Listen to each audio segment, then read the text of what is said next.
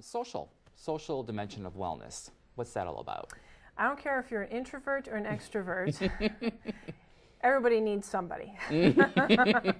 So extroverts, again, they tend to gravitate towards being around people. So a sign that, especially when an extrovert doesn't want to be around people, that's a real sign that something's going on.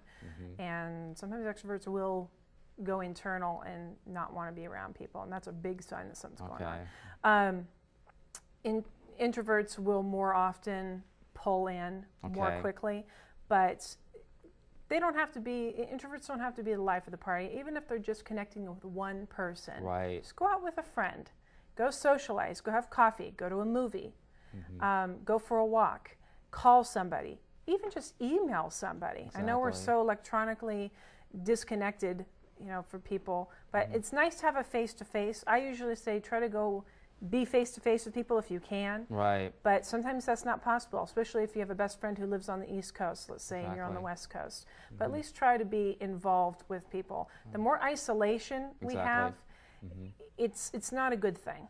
I hear from career coaches, too, that if you are laid off, the worst thing you can do is isolate yourself. Absolutely. That make a job out of getting a job. Yes. You know, structure your day, get out of the house as much as you can. So at 8 o'clock, I'm going to meet a friend for coffee. 10 o'clock, I'm going to go to the career center.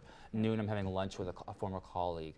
And so if you do that, and then you're going to feel good about your day, like you've accomplished something, and you won't have that TV viewing 8-hour lag that you get if you watch TV all day long. Because you won't know where your day is gone if you're sitting on your couch. And frankly, in the career coaching episode that we did, a lot of your underground experiences of learning about opportunities come from networking, and that's exactly what you're doing when you're interacting with people and informational interviewing. So it can help the occupational bucket, you know, by staying connected. And the intellectual bucket. And the emotional bucket. All these things you can't separate them. Exactly. You absolutely can't. And it helps you gain a perspective, because when we're all alone, we go inwards and we end up just having our perspective, and we don't have the ability to really gain a realistic perspective on really what's going on and get an idea. And actually our voices sometimes can do us more harm than good when we talk, self-talk. Absolutely. You know, it can pump us up, but it can bring us down if we're not careful. Let's talk about the final dimension, spiritual dimension. And I think there's some confusion about this one. So what are your thoughts about the spiritual dimension of wellness? Yes, there's a lot of controversy about the spiritual dimension. Most people assume that it just means going to an organized religion, a church of some sort, and it includes that, but it can also include other types of spiritual awakening. It doesn't necessarily have to be an organized religion. It can be, as you were mentioning, you know, I don't want to speak for you. Yeah. You well, actually, my spiritual connection is in nature. So I have an RV. I got a small dog, and so when I'm feeling a little off-center, my balance is off, then I'll take my dog in the RV and we'll go somewhere for like an hour, drive for an hour, park somewhere, and then have a campfire and have some green tea and listen to some nice music, and I'm there. That's my zone, and I find that I'm spiritually re-energized. And so, how about you, Kristin? What's your spiritual food? I think just being able to shut out the world. Yeah. And it was probably some level of meditation. It's not anything that's really formal. Okay. It's just being able to turn my brain off. Right.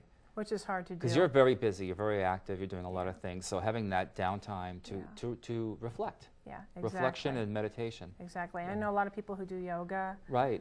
Tai Chi. We have some active yoga and meditation and Tai Chi classes at the city, for instance. I know that's very popular for a lot of employees. Exactly. And actually, even like groups, can be having connection with a powerful group, whether it's a social group that meets every Sunday for lunch or every Wednesday for dinner, and they have a conversation. And that can be a very spiritually uplifting experience for folks. I know individuals journal. Right. That's another way to be able to be in that spiritual zone.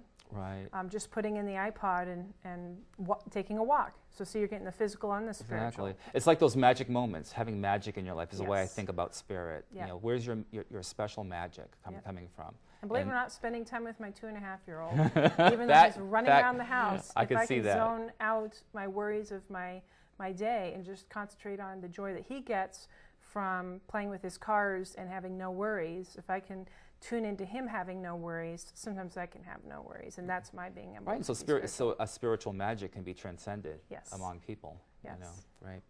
One final question. How can someone start a workplace wellness program? Any thoughts about things to keep in mind if you're trying to launch? I think many organizations have workplace wellness programs, so if viewers are watching, they should contact their human resources department to find out what it is and what's being offered. Yes. But let's say you're a manager or a leader or someone in a position of authority and you want to create a wellness program. Any thoughts about how people can go forward and start? Well, several thoughts come to mind. I think the more that you can get leadership involved, the better it's going to take off. You maybe would want to start some brown bags around that's a good idea. Wellness initiatives or wellness courses and bring it in that realm.